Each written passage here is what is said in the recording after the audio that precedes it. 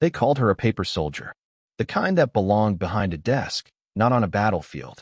To them, she was just a name on a roster, another bureaucratic number in a system that loved order more than courage. They looked at her small frame, her calm tone, her steady hands that seemed better suited for signing reports than holding a rifle, and they wrote her off before she ever fired a shot. Every army has its myths, and she became one of them. The myth of the soldier who wasn't built for war. In the barracks, whispers carried faster than commands. She's HQ material. She's soft.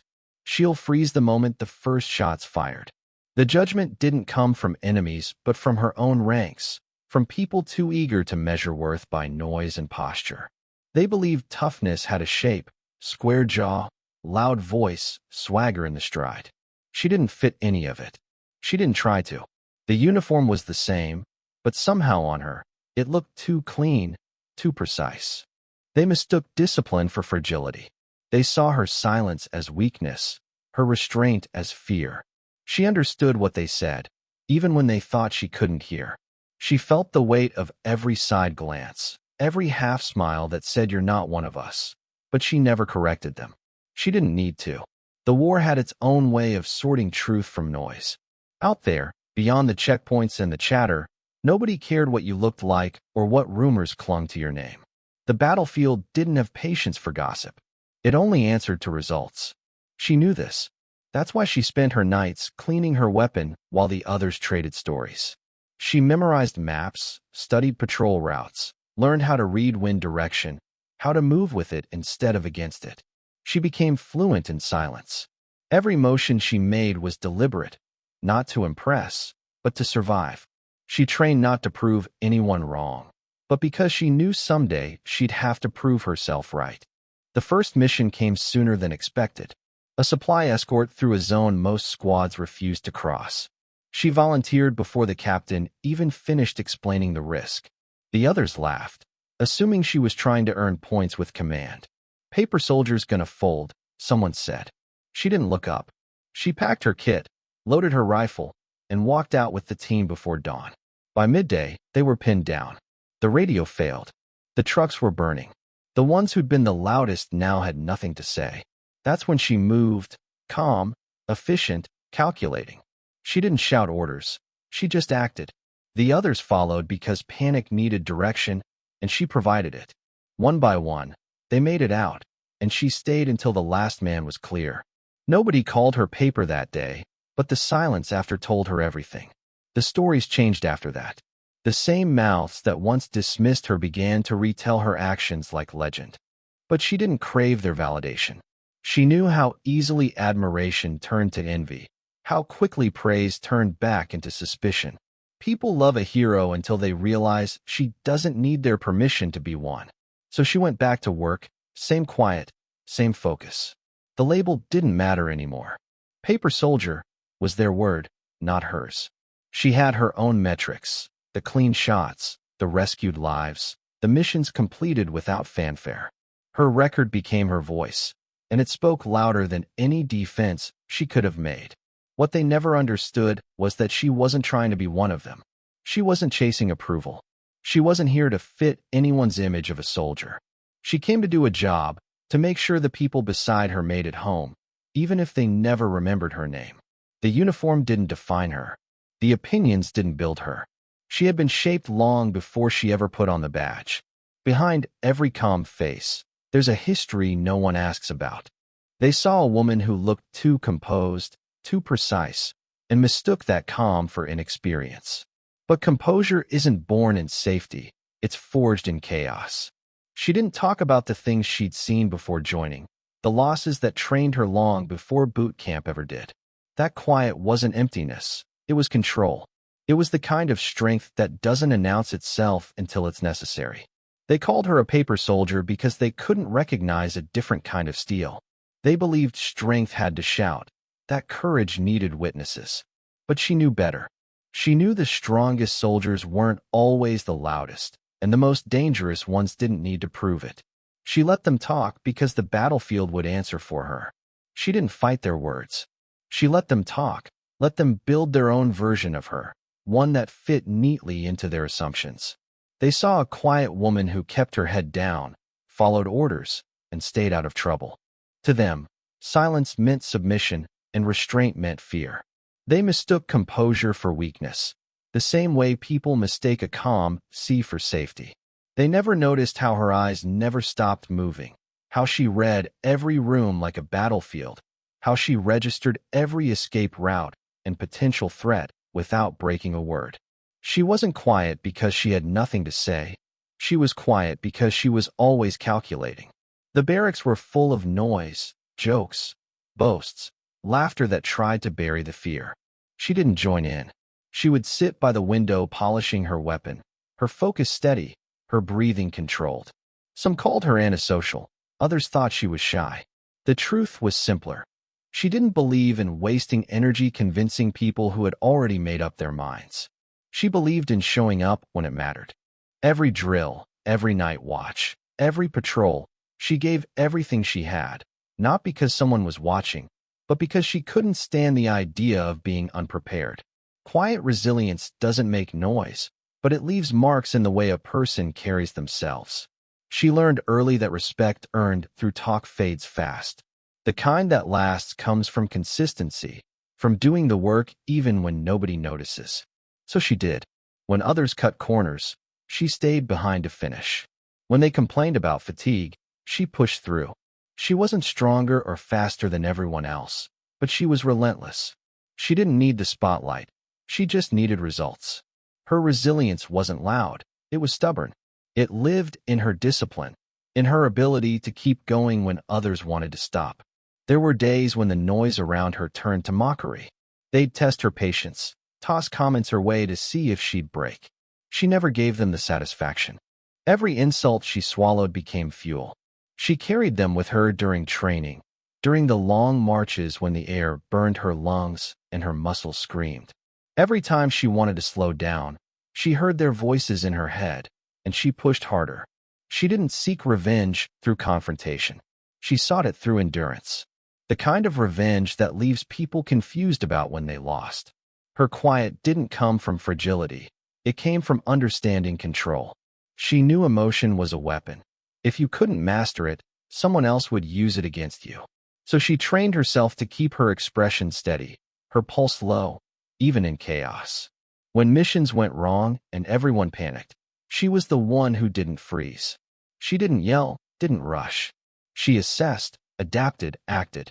Her calm had a gravity to it, a force that pulled others back from the edge without her saying a word. That was her power. She steadied the room just by being in it. In the field, resilience looked different. It wasn't the dramatic kind. It wasn't cinematic heroism.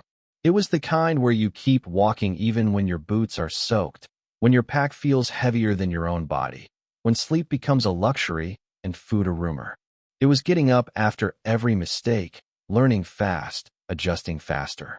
She took hits, physical and emotional, and she absorbed them quietly, like the earth taking in rain.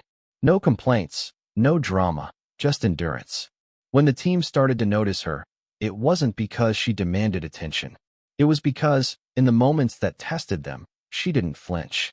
When others cursed the mission, she kept her focus. When tempers rose, she diffused them without raising her voice. That kind of steadiness is contagious. People start to trust it even when they don't understand it. Slowly, the same ones who doubted her began to look to her in uncertain moments. Leadership isn't always loud. Sometimes it's the quiet person in the back who holds everything together when it starts to fall apart. Her resilience wasn't about strength alone. It was about refusal. Refusal to quit, to be shaken, to let bitterness define her. She didn't waste energy proving herself right or others wrong. She just refused to break. That refusal became her armor. Every day, she chose discipline over anger, patience over pride. She learned that survival wasn't about being the toughest. It was about being the most consistent. The one who doesn't stop showing up, no matter what's said, no matter who doubts them. Quiet resilience is invisible until the noise dies down. It's the silence that stands after chaos, the calm that remains when everything else falls apart. She carried that silence everywhere she went, not as a weakness, but as proof that strength doesn't always roar.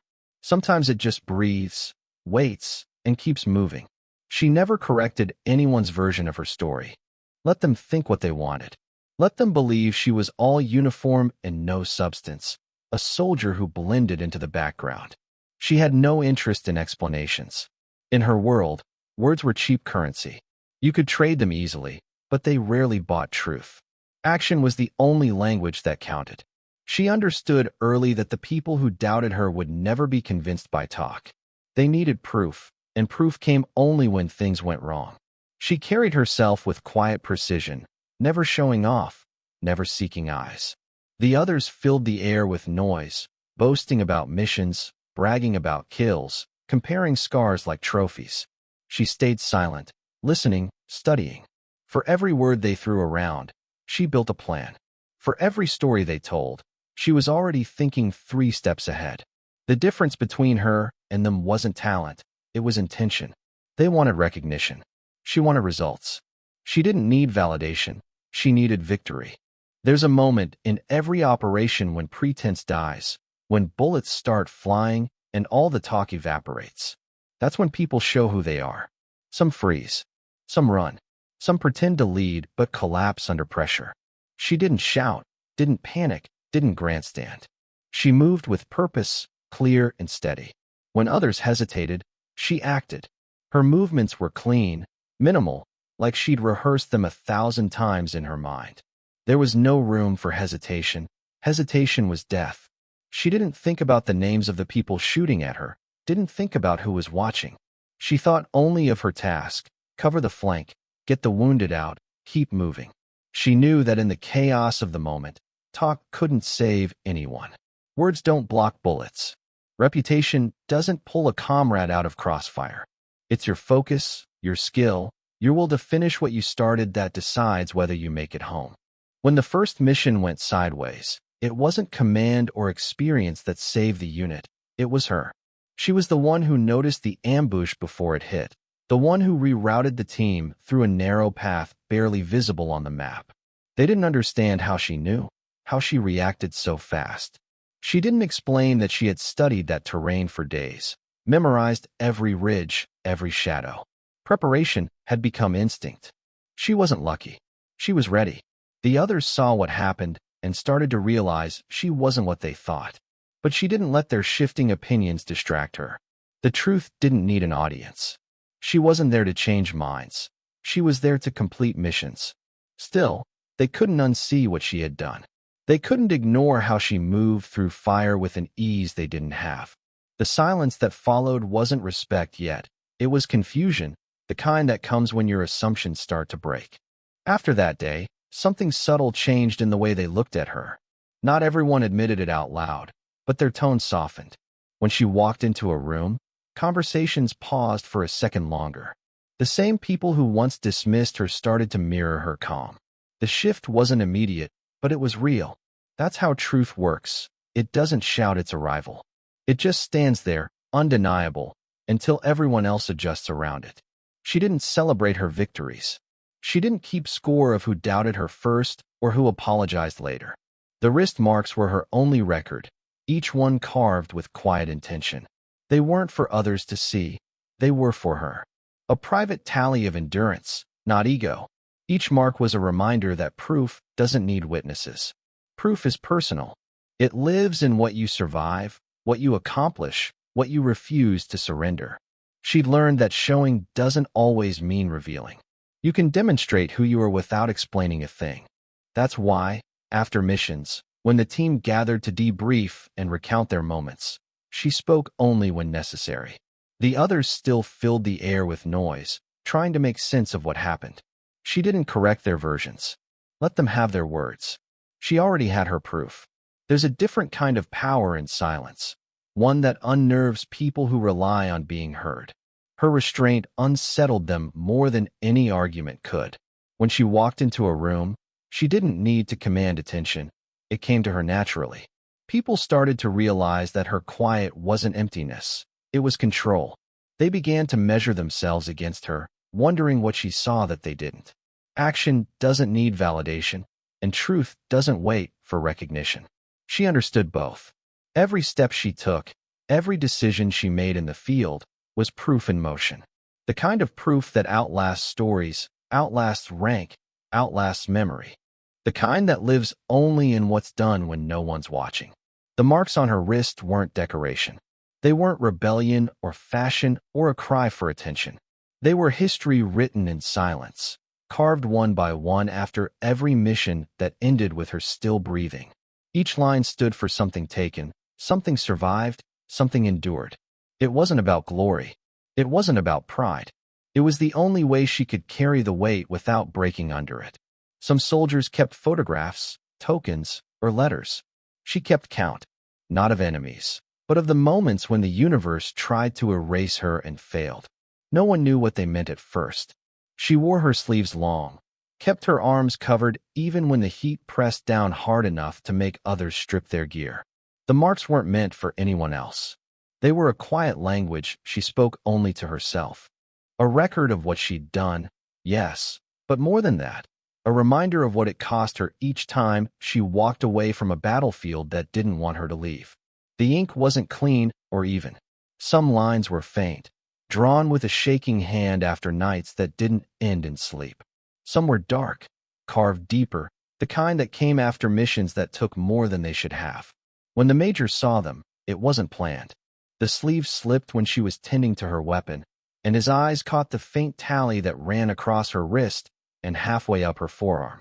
He didn't say anything at first. He just stared. There was no mistaking what they were. Every soldier recognized that kind of count, even if most of them never marked it. For a moment, the room seemed smaller. The noise of the others faded, replaced by the quiet weight of realization. He didn't ask questions, and she didn't explain. The silence between them said enough. The marks spoke louder than any report ever could. Numbers on paper could be inflated, medals could be given for politics, stories could be embellished. But those lines, those quiet, deliberate scars, didn't lie. They were the raw ledger of a life spent doing what others only talked about. The major had seen plenty of soldiers who bragged about their kills, men who turned war into performance. But he'd never seen someone carry the evidence like that, not hidden out of shame, but out of understanding. The others didn't know what to make of it when the story spread. Some thought it was superstition, others thought it was madness. A few pretended not to care, but they couldn't stop glancing at her wrists during briefings, wondering how many lines there were now, wondering what each one stood for. They didn't ask, and she didn't tell. Let them think what they wanted. The truth wasn't in the count. It was in the quiet between each mark, the time spent waiting, breathing, remembering. Each tally was a confession in its own way, a reminder that survival always comes with a price. You can't take a life without losing something of your own. The first mark was shaky, hesitant, drawn by a hand that still believed she could come out clean. By the 10th, the line was steadier. By the 30th, it was routine. That scared her more than the missions did. The ease of it, the dullness that settled in after too many times watching the light leave someone's eyes. The ink became ritual, not celebration. A way to acknowledge what she couldn't say out loud. There were nights when she traced the marks with her fingers, not out of pride, but out of disbelief. How could one body hold so much memory and still move forward? How could someone so small, so quiet, have carried so much destruction in her hands? She didn't cry about it, not anymore. The marks weren't meant for tears. They were her way of staying honest, of never forgetting what she was capable of and what it cost to be that person. When the major's respect came, it wasn't loud. He didn't announce it, didn't make speeches or give her medals. It showed in the way he stopped doubting her orders, in the way his tone changed when he spoke her name. He saw what those marks meant: discipline, precision, survival. He saw the kind of soldier who didn't need to prove anything because the evidence was already written into her skin. The rest of the unit followed his lead, though they never fully understood. They'd joke less around her, speak softer, move aside when she passed. Not out of fear, but something close to reverence. They'd heard about soldiers with high counts before, but hearing was different from seeing it marked into flesh. Those lines turned myth into something tangible. They realized she wasn't built from paper after all. Every new mission carried the possibility of another mark. She didn't want them, but she never hesitated when duty demanded it. After each one, she'd find a quiet place, roll up her sleeve, and add another line to the series. Her hands never shook anymore. The ink always ran smooth. She didn't need to count them aloud. Her skin already knew the total. Each mark stood as proof that she had faced death again and refused to be erased. Respect didn't arrive with applause. It came slowly, in glances that lingered a moment too long, in silence where there used to be laughter. It came not because she demanded it, but because she left no room for denial. The truth had a way of creeping in, uninvited but undeniable. Once the major saw the marks on her wrist, once the others started connecting the quiet with the results, their perception began to shift. She didn't need to speak about what she had done. Her record spoke in the kind of language soldiers understand best: survival, consistency, precision. Words can be argued with, but reality cannot. The men who once joked about her, who called her a paper soldier behind her back, began to hesitate before they spoke. They didn't apologize. Men like that rarely do. But their tone changed. The way they addressed her in the field changed.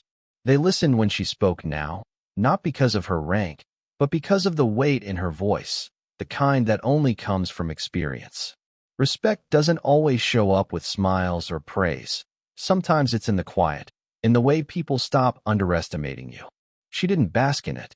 Respect built from revelation, not from admiration, doesn't feel like victory. It feels like the world finally catching up to a truth you've carried alone for too long.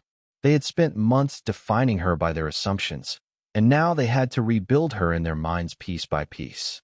That process took time. Some resisted it. Others felt guilty for not seeing her sooner. She didn't care for either. Her work didn't change based on who believed in it.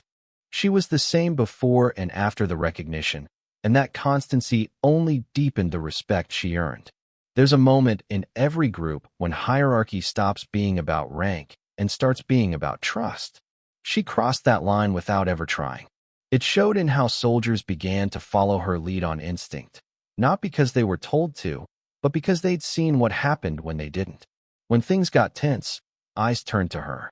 When decisions needed to be made fast, voices waited for hers. She didn't fill the air with orders. She gave direction in a few precise words. Her calm cut through panic like a blade through fog. The major, who once doubted her place in the field, began to seek her judgment in private. He never admitted how wrong he had been, but his actions did. He started pairing her with riskier missions, not as punishment, but as trust. He knew she could handle what others couldn't. Respect in the military isn't given. It's tested, forged in the same fire that burns away ego. She had passed that test so many times that even those who couldn't stand the sight of her had to acknowledge what she was. She noticed the change, but didn't let it soften her. Respect, once earned, can easily turn to expectation. People start to assume strength is endless, that resilience is automatic. She didn't complain when they leaned on her more. She simply adjusted. She carried more than her share because she could, and because she'd rather bear the weight herself than watch others falter under it. Strength, to her, wasn't about being celebrated. It was about being reliable, even when no one says thank you. Sometimes, when she walked past groups whispering about her, she could feel the difference in the tone. It wasn't ridicule anymore. It was reverence mixed with unease. They respected her, but they also feared what that respect meant. To acknowledge her skill was to admit that they'd been wrong. To see her kill count was to confront the quiet brutality of what she carried. Respect built on truth isn't always comfortable. It demands people look closer, and not everyone wants to. She didn't let it change how she treated them. She offered no resentment, no smug satisfaction. When she was called for briefings or tactical input, she spoke the same way she always had: measured, direct, precise. That steadiness only made the respect grow deeper. People trust what doesn't waver. They started to realize that her silence wasn't emptiness but focus, that her calm wasn't submission but control. Every small action, how she moved, how she responded, how she stayed unshaken when others cracked, became proof of who she really was. Respect became the quiet current running through the team. It showed in how they covered her flank without being told, in how they waited for her nod before advancing, in how they fell silent when she entered a room. It wasn't hero worship. It was acknowledgement, the kind that comes when pretense finally collapses under the weight of reality. The joke stopped. The glances changed. Even the loudest ones learned to lower their voices when she was near. She didn't ask for any of it. She didn't need titles or recognition. All she ever wanted was to be seen for what she was, not what they decided she looked like. When the major finally gave her that look, not of pity, not of doubt, but of understanding, it was enough. Respect wasn't a gift they gave her. It was the truth they had finally learned to see. Strength didn't always sound like shouting orders or walking with a heavy step. Sometimes it came wrapped in quiet, moving through the world with no need to prove itself. She wasn't built to impress. She was built to endure. The others had learned to equate strength with noise, with confidence that filled the air, with visible bravado, with scars they made sure everyone could see. She didn't have that kind of energy to waste. Every ounce of hers was spent on precision, on control, on the steady rhythm of getting things done. Strength, for her, was not a performance. It was maintenance. It was discipline. It was the art of not breaking, no matter how much weight pressed down. They once said she was too soft, too reserved to last. They thought kindness meant fragility, that silence meant surrender. They didn't understand that softness can absorb blows better than hardness ever could. She didn't meet anger with anger or pride with pride. She met it with composure, with a stillness that disarmed people more effectively than any aggression could. There was a steadiness in her that unsettled those who thrived on dominance. They couldn't figure out why their mockery didn't land, why their challenges were met with quiet, unshakable eyes. She wasn't trying to win their approval. She was simply refusing to lose herself. In the field, that same quiet strength became her weapon. When chaos erupted and fear spread like wildfire, she didn't rise above it by yelling louder. She outlasted it. Her calm was contagious. It didn't demand attention. It commanded it. The younger soldiers, the ones who once overlooked her, started watching her more closely. They noticed how she never panicked when the plan fell apart, how her breathing stayed even, how her hands didn't shake even when the air thickened with dust and noise. That kind of strength doesn't announce itself.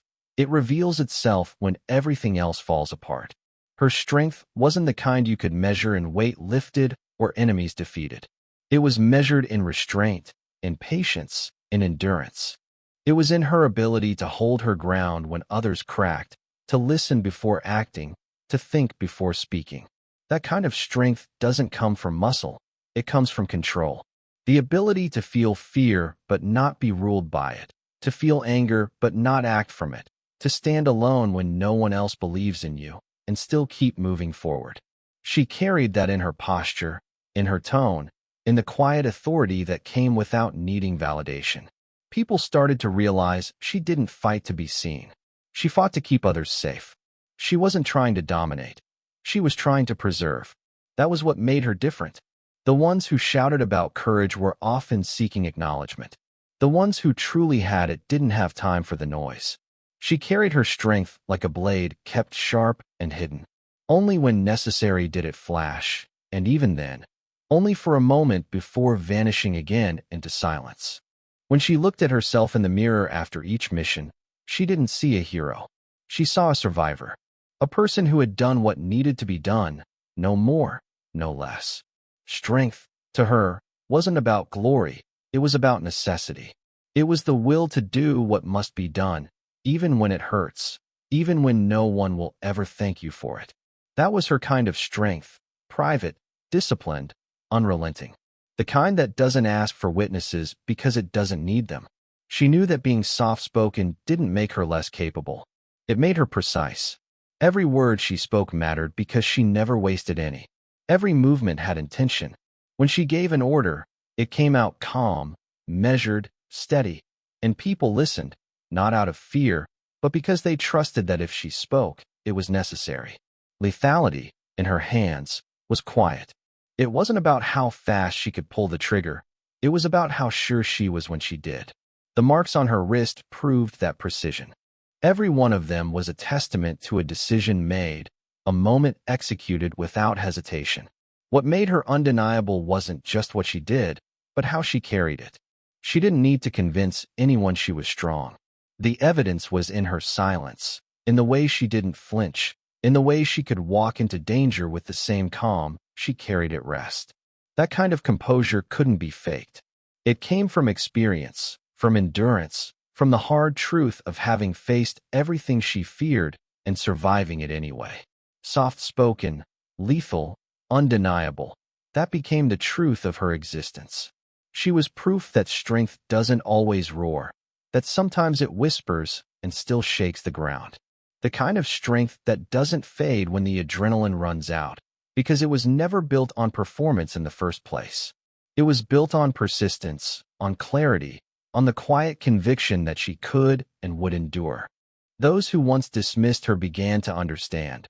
She didn't need to raise her voice to be heard, and she didn't need to prove her power to be powerful. She was the kind of strength that doesn't announce itself. It simply exists, unshaken, unstoppable, undeniable.